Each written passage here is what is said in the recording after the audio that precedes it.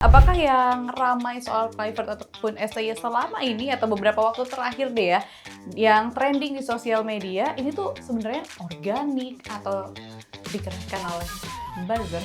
Ini kayaknya di luar Kebiasaan. kebiasaan nih.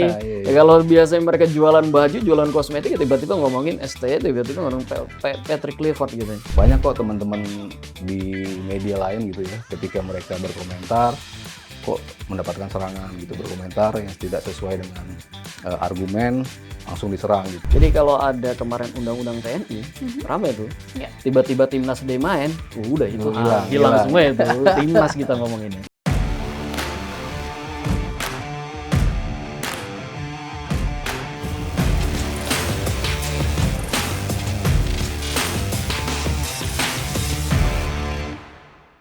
Hai teman nalar, selamat datang kembali di Tiki Taka Ngobrol Bola Pakai Nalar. Hari ini kembali lagi bersama saya Noella, ada Mas Sabto Haryo pastinya, dan hari ini ada Mas Rizal Nova dari Drone Upgrade. Mas Rizal, selamat datang. Aku panggilnya Mas Rizal atau Mas Tovan? Nova aja. Oh, Mas Nova. Iya. Mas Nova, mungkin sebelumnya boleh dikenalin dulu Drone Upgrade itu sebenarnya apa sih?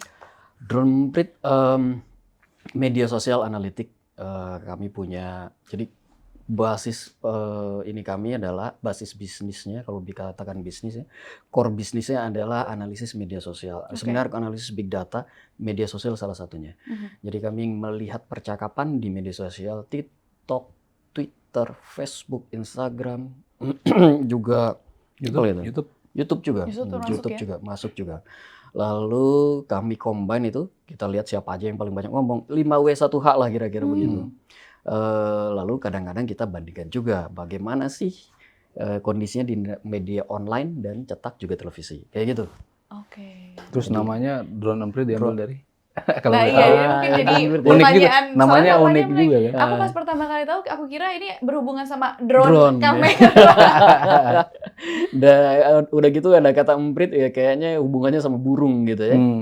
Jadi drone yang ngamatin burung ya. Sebenarnya empritnya itu kalau kita ingat Twitter dulu itu lambangnya kan burung. Oh iya, betul. Burung kecil itu. Iya, Di Jawa namanya emprit. Drone emprit itu kira-kira kita ngelihat percakapan yang ada di Twitter pada saat itu atau dan media sosial lainnya dari kalau kita Helikopter view lah dari ya. helikopter view gitu. Jadi kelihatan petanya gimana, siapa yang ngomongnya apa, siapa sih yang saling terhubung. Kalau katakan kalau akun A ngomong, nanti siapa yang merespon dan bagaimana responnya, positif atau negatif. Apakah ada narasi yang saling bertentangan, apa narasi tandingan, kayak gitu kira-kira. Jadi bisa dibilang ini memantau secara keseluruhan gitu berarti ya, Mas? Ya, keseluruhan di semua kanal media sosial. Wah, tweet aku dipantau nggak ya? Mulai hari ini. Mulai hari ini. Aku mesti lihat nanti aku nge-tweet apa aja ya. Oke, Mas Sofa, ini kan Drone Upgrade ini mengeluarkan analisis mengenai sepak bola Indonesia ya. Misalnya mengenai Coach STY atau mengenai Coach Patrick Kluivert juga. Nah, pertanyaannya, apakah yang ramai soal Kluivert ataupun STY selama ini atau beberapa waktu terakhir deh ya, yang trending di sosial media ini tuh sebenarnya organik atau digerakkan oleh buzzer? Kalau kita ngomongin tentang Timnas Indonesia nih, Ya. dua-duanya itu bingkainya adalah Timnas Day biasanya tuh. Baru rame kalau ada Timnas Day. Kalau kita merujuk pada beberapa kali perbincangan yang didorong oleh aktivitas Timnas Day, aktivitas Timnas ngelawan Bahrain, ngelawan Jepang, ngelawan Australia dan sebagainya, sebelum itu juga, memang perbincangannya itu selalu ngebuat masyarakat kita melupakan sejenak apa yang terjadi mungkin di rumahnya, mungkin di sekolahnya, mungkin juga di politik nasional kayak gitu. Jadi kalau ada kemarin undang-undang TNI, rame tuh. Ya. Tiba-tiba Timnas D main, udah itu Hilang hilang semua itu. Timnas kita ngomonginnya. Iya. Lalu terus kita lihat sedemikian besarnya perbincangan tentang Timnas ini, siapa aja sih yang ngomong? Apakah orang-orang yang memang punya antusiasme tinggi terhadap timnas kita atau ada juga kelompok lain di sana. Kemudian kita lihat petanya, kita banding, kita kulik-kulik gitu ya, satu-satu nih, kulik-kulik dari ratusan ribu orang yang ngomong gitu, kulik-kulik nih. Kemudian kita dapati memang perbincangan tentang kalau kita fokus ke STY dan Kluivert, perbincangan tentang dua tokoh besar di sepak bola Indonesia ini belakangan ini didorong oleh beberapa akun yang punya karakter berbeda atau latar belakang yang berbeda. Ada akun-akun yang organik, orangnya jelas, ngomongnya, memang dia punya bukan kecenderungan, memang dia ngomongin sepak bola Indonesia, punya perhatian terhadap sepak bola Indonesia, baik pro maupun kontra, pada Patrick Kluivert maupun pada STY. Banyak tuh yang ngomongin, yang organik di situ. Tapi tidak juga itu ngebuat semua percakapan. Ternyata nggak semua percakapannya juga organik. Ada juga akun-akun yang kalau kita punya telisik, loh kok ini followernya 0, kayak gitu. Baru netes. Akunnya baru dibikin akunnya baru 3 bulan ini, belum lama nih. Terus atau ada followernya 100, 300, 500, bahkan sampai 1000. Terus kita lihat perbincangannya apa sih? Setiap hari mereka ngomongin apa sih? Ada yang jualan, jualan baju, jualan kosmetik, jualan macam-macam lah. Ada yang tiap hari ngomonginnya tentang pemerintahan, politik, hukum, ekonomi, dan sebagainya. Ada yang tiap hari ngomongin tentang BUMN, macam-macam tuh. Jadi ini orang-orang yang sama yang ngomongin timnas? Orang-orang yang sama yang tiba-tiba ngomongin Patrick Kluivert atau STY pada waktu timnas itu, pada waktu rame itu. Loh ini kayaknya di luar kebiasaan nih. Kalau biasanya mereka jualan baju, jualan kosmetik, tiba-tiba ngomongin STY, tiba-tiba ngomongin Patrick Kluivert gitu. Nah ada akun-akun yang seperti itu. Ada juga akun-akun yang memang tiap hari ngomonginnya keseharian dia aja. Di Facebook ngomongin aktivitas dia sehari-hari. Ada yang sedang belajar, anak SMA tuh baca tuh. Ada yang lagi aktivitas kerja dan sebagainya. Jadi dan ketika timnas mereka memang ngomongin itu. Ketika STY dan Patrick jadi perbincangan, ya mereka jadinya ngomongin itu. Jadi 3 besarnya akun organik yang memang ngomongin tentang, yang memang punya kecenderungan ngomongin tentang timnas. Akun organik yang yang ngerasa punya ikatan emosional ketika Indonesia main kayak gitu. Dan mereka hanya ngomongin timnas atau Patrick dan atau STY dan Patrick itu hanya ketika timnas main. Kalau yang satu lagi tuh kapan aja mereka ngomong. Yang satu lagi akun yang tiba-tiba saja berbicara tentang mereka. Yang kita lihat kayaknya ada akun anorganiknya. Bukan ada. Ya memang semuanya organik gitu. Gitu. Jadi 3 besar. Kalau kita lihat berapa proporsinya, kalau kita pengen tahu nih volumenya berapa banyak sih dari 3 kategori ini, yang paling ada perubahan sebenarnya. Trennya itu agak berubah. Jadi ketika masa-masanya Pak STY di memimpin timnas, memang volume akun yang terlibat dalam perbincangan yang kita indikasikan kayaknya nih akun-akunnya anorganik nih. Itu lebih besar, sekarang menurun artinya. Itu sekarang menurun partisipasinya dibandingkan yang beberapa bulan puasa kemarin itu. Bulan puasa Februari, Maret gitu udah menurun. Jadi trennya tuh volumenya tinggi banget terus tiba-tiba turun dikit. Berarti tadinya memang volumenya cukup besar pada saat beberapa bulan kemarin. Sekarang 2 pertandingan kemarin. 2 pertandingan kemarin ya. Sekarang lagi menurun. Mungkin nanti naik lagi di bulan Juni. Bisa jadi. Nah, Mas Sabto kan ini sebagai pengamat sepak bola di sini. Merasakan nggak sih kalau ada buzzer-buzzer yang melempar isu gitu atau mungkin bahkan pernah kena serang? Kena serang pernah ya. Habis obrolan di sini juga kan. Betul. Biasanya ada potongan-potongan ada itu. Potongan, ya kan? ada yang motong, lalu akhirnya kegulung dan rame juga gitu. Padahal kayaknya nggak kontroversial. Ya kontroversial menurut mereka gitu ya. Tapi kan kalau yang tahu saya sih selama saya menjadi pengamat tuh kayak jarang ya ngomong hal yang kontroversial yang nggak based on data gitu kan. Karena selalu landasan saya itu data gitu. Cuman kan lagi emosional, tim hasilnya seperti apa, ujung-ujungnya kan jadi mungkin tidak sama narasinya dengan kebanyakan fans atau beberapa fans gitu, dan akhirnya banyak yang nyerang juga gitu. Biasanya nyari punching bag aja, Mas. Iya. Karena wah ini perlu ada yang disalahin nih siapa nih gitu karena timnas hasilnya tidak sesuai ekspektasi gitu ya. Kalau mau bicara apakah akun itu organik atau enggak kan ya susah juga kita ngelihatnya ya. Maksudnya ada juga yang memang betul 0 followers, ada juga yang 2 followers gitu. Tidak ada post, tiba-tiba ngepost gitu yang nyerang gitu kan. Itu kan kita nggak tahu itu latar belakangnya apa gitu. Dan tadi penuturan Mas Nova juga antara akun-akun yang nggak biasa ngomongin bola, tiba-tiba ngomongin bola, apakah memang ada yang mengerahkan dalam tanda kutip atau memang ingin right on aja kan bisa juga kan latar belakangnya yang lagi diomongin rame timnas nih gue ikutan lah kan banyak juga yang suka tiba-tiba pas timnas nggak usah inilah ya banyak apa ya artis influencer kita gitu yang tadinya kan nggak ngomongin bola tapi begitu timnas deh kayaknya semua ngomongin bola gitu kan maksudnya kan apakah latar belakang dia memang ingin ikutan, apakah ya engagementnya lagi ramai nih timnas di saat-saat timnas day itu, apakah memang ada yang mengerahkan kan kita mau lihat latar belakangnya juga ada apa enggak sih sebetulnya yang kayak gitu. Cuman kalau tadi Noe nanya berasa nggak kehadiran ya istilahnya buzzer mungkin ya pendengung gitu ada apa enggak gitu. Kita bisa ngelihat dari pattern bahasa yang sama gitu ya. Kira-kira narasinya kok mirip ya? Kok nyerang bertubi-tubi tapi orang-orang berbeda dengan narasi yang mirip.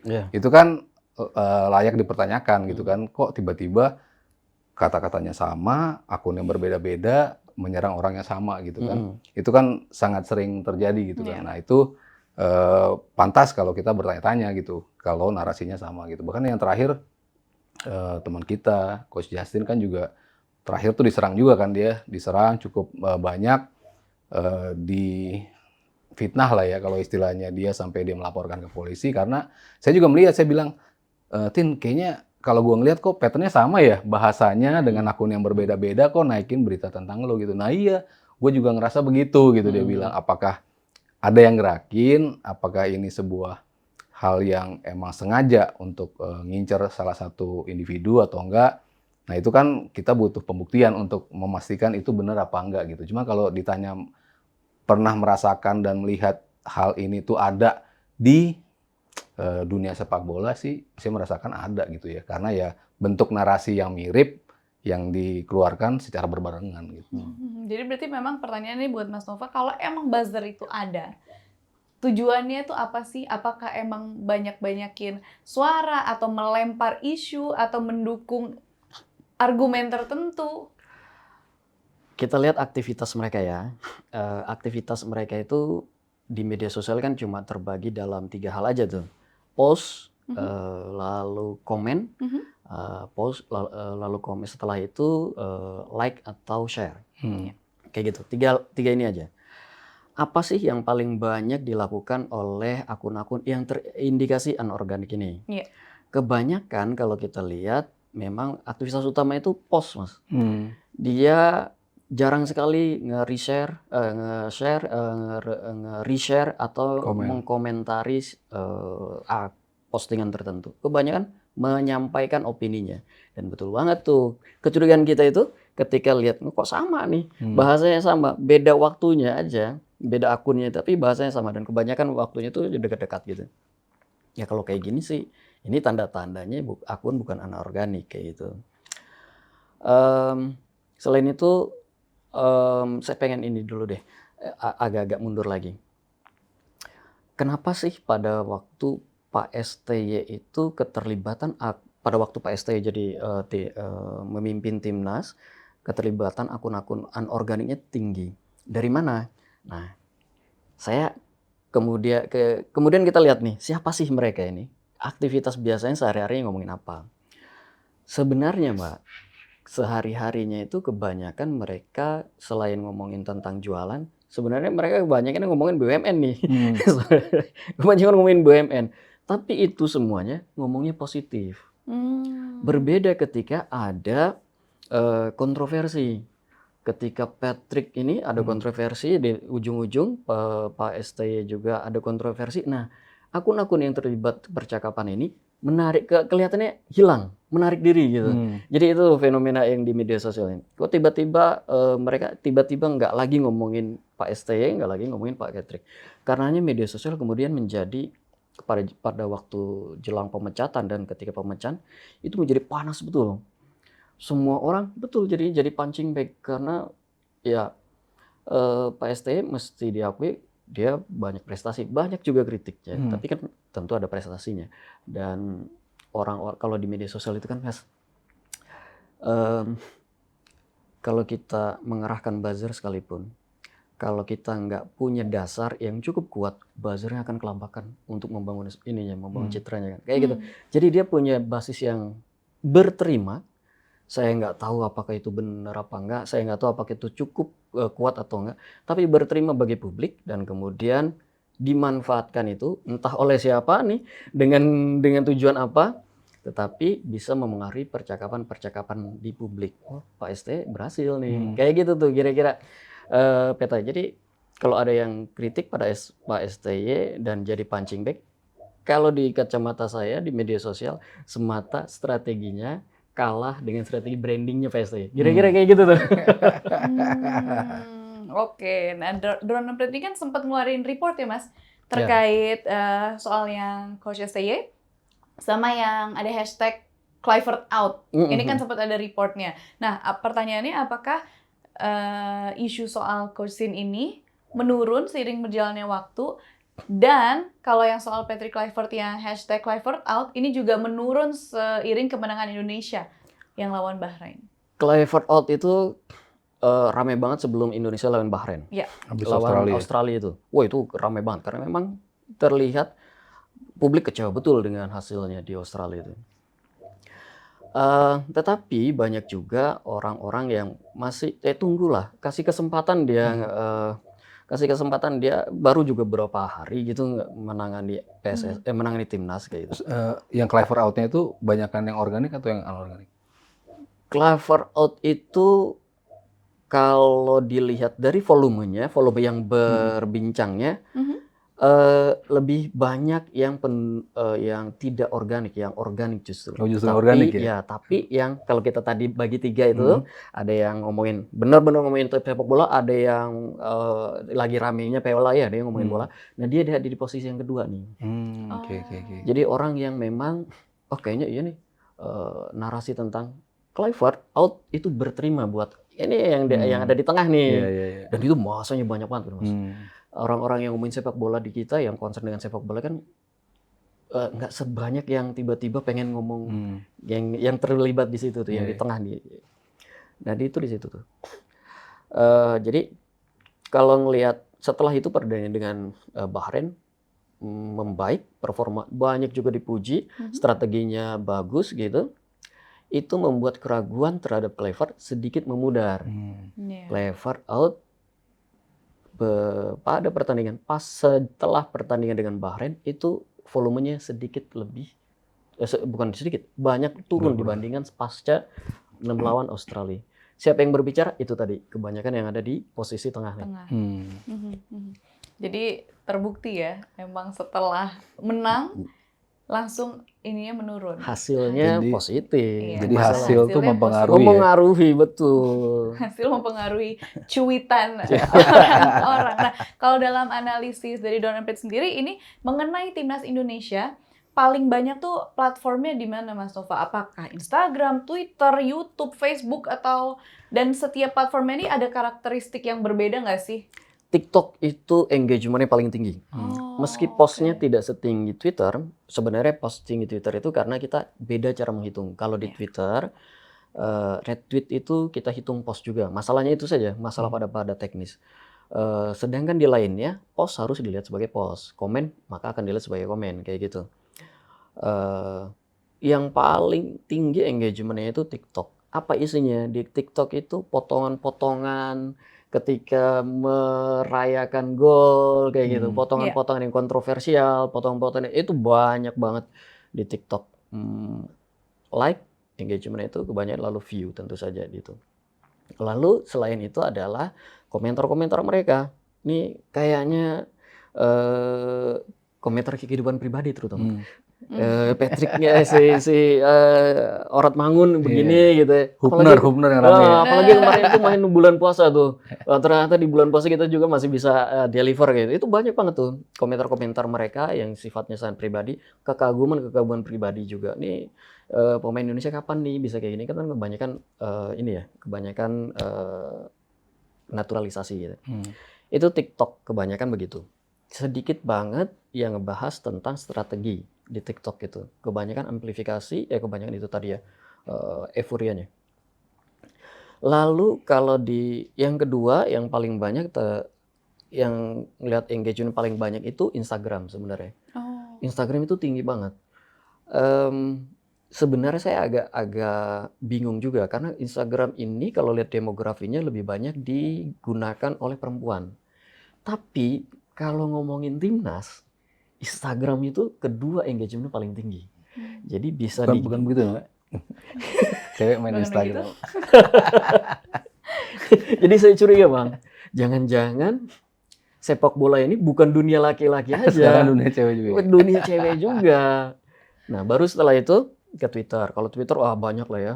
Orang kritik itu kan di Twitter itu. Kebanyakan kritiknya di Twitter. Kayaknya diserang juga di Twitter, Bang. Iya. Kritik dan sebagainya itu di Twitter isinya. Jadi kalau ngelihat itunya, yang paling besar di mana volume perbincangan tentang memang Twitter, tapi kalau kita ngelihat tentang ini, saya kira dilihatnya dari engagement. Engagementnya TikTok, Instagram. Twitter. YouTube itu belakangan. Paling belakang dia, karena sifatnya sudah jadi analisis ya kalau YouTube itu. Sudah 1 hari 2 hari gitu lebih kan. Panjang ya. Udah lebih panjang. Dia biasanya lebih dari 5 menit. Kalau TikTok itu kan 30 detik, 60 detik. Enak nge-share-nya juga enak. Saya lebih suka nge-share dari TikTok kalau bola itu. Jadi emang TikTok ini engagement-nya luar biasa, Mas Sofa ya. Tuh yang menjadi konten kreator. Nah, TikTok itu kan penggunanya paling banyak loh di Indonesia. Iya, betul. Iya, makanya. Di dunia Indonesia paling banyak kan? Iya.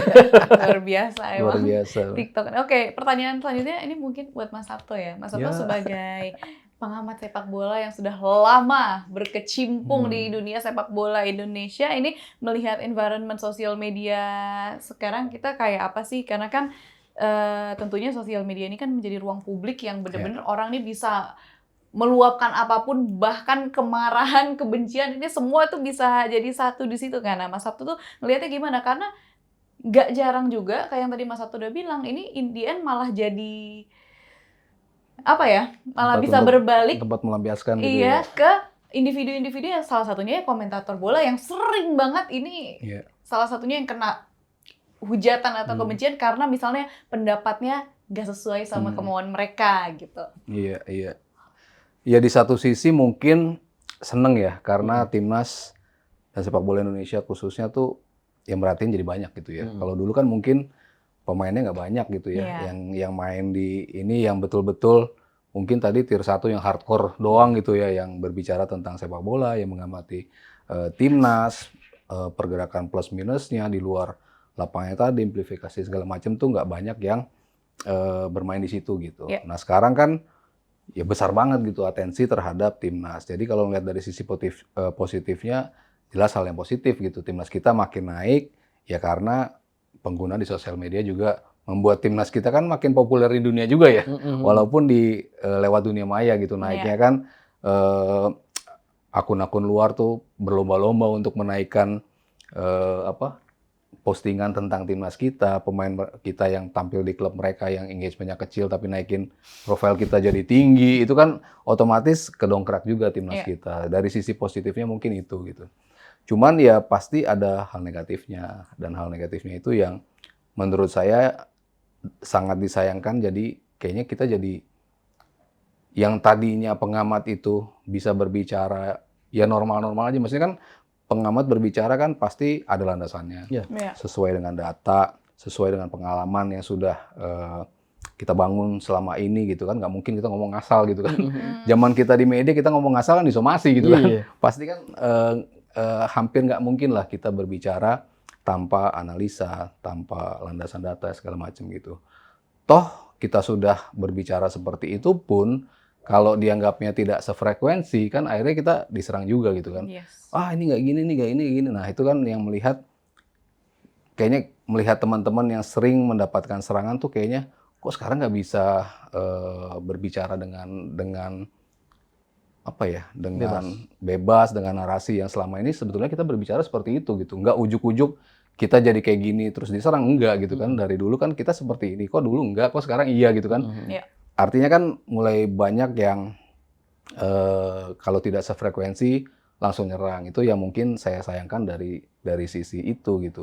Banyak kok teman-teman di media lain gitu ya, ketika mereka berkomentar kok mendapatkan serangan gitu, berkomentar yang tidak sesuai dengan argumen langsung diserang gitu. Padahal kan ya argumen kan masing-masing punya argumen ya, tinggal benar menurut dia, benar menurut ini, ya sudah gitu kan, tidak berarti oh dia salah dia benar gitu kan. Tinggal menerima secara dewasa. Ya mungkin butuh waktu untuk melihat orang-orang pengguna sosial media ini untuk dewasa menerima argumen gitu. Ketika mereka bisa menerima argumen, oh ternyata ada landasannya. Ya tadi yang saya bilang, ketika saya diserang, tapi makin ke sini orang-orang yang tadinya nyerang akhirnya, oh kemarin ternyata benar ya Mas Aryo ngomongnya begini. Oh ternyata setelah dilihat datanya ternyata benar ya. Ya memang benar gitu kan, cuman pada saat emosi kan mungkin lain gitu. Jadi kan kayaknya jadi nggak berani berkomentar sesuai dengan apa yang ada isi hatinya gitu. Akhirnya berkomentar, nanti netizen begini, nanti netizen begitu kan.